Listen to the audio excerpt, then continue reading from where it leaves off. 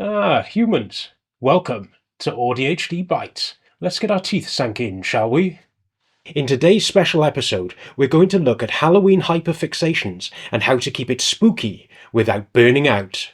Is it me, or did all the Halloween memes on social media and goth-themed decorations appearing in normal supermarkets just convince your entire brain that Halloween is life? One minute you vibe into a spooky playlist, the next you're deep into DIY bat wings, horror movie lore, and planning an entire Samhain altar, despite being absolutely fried.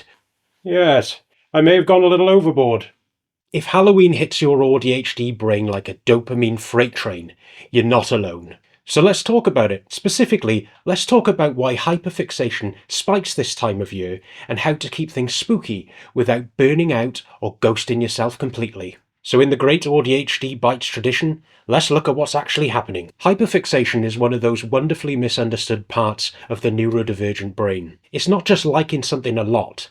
It's more like your whole nervous system grabs onto a single thing and refuses to let go. And Halloween, let's face it, for some of us, it's got all the perfect ingredients. High novelty, deep lore and symbolism, mood music and visuals that all add up into a dopamine feast. And all of this is compounded by the social permission to go all in on things like cosplay, crafting, decorating, and spooky deep dives.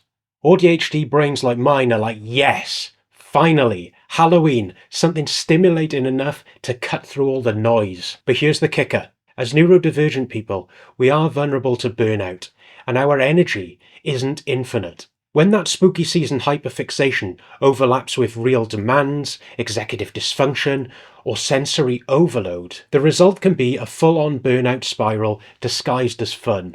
So if you're feeling bad about being burned out by something that you love, let's not beat ourselves up about it.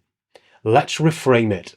First of all, if you get that sense of hyperfixation, it doesn't mean there's something wrong with you. Your brain is simply trying to self-regulate the best way it knows how, through joy, intensity, and immersion. That Halloween hyperfixation is not a failure, it's a coping strategy. And it's a coping strategy that makes sense, especially in a chaotic and understimulating world. You don't have to shame yourself for loving things too much. In fact, that passion is part of your power. But just like any fire, it needs to be respected and contained, otherwise it can burn too hot, too fast, and leave your passion in ashes by November the 1st. I must reiterate, this isn't about stopping something that you're interested in. It's about making sure the fire warms you instead of burning you out. Here's how to honour the hyperfixation without frying your nervous system.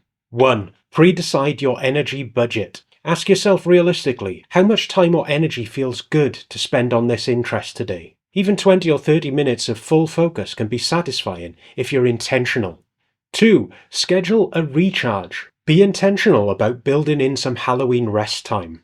Quiet, non-stimulating activities that match the season but let your brain take a little break. For example, think about things like candlelit journaling, a little haunted book nook, or some YouTube ghost story sofa time with a nice warm tea. 3. Anchor your real-life tasks to the vibe of the season. For example, do your admin tasks with a Halloween mug, write a to-do list with purple ink, decorate your workspace with some Halloween trinkets. That way you get to enjoy the season through the tasks you already do, instead of stretching yourself thin by adding more additional activities into your day. 4th and final, set a soft wind-down plan for post-Halloween. That crash feeling on November 1st is totally normal, so prepare for it. For example, try planning a gentle transition such as a rest day, a new mini-focus, or something warm and grounding to shift into.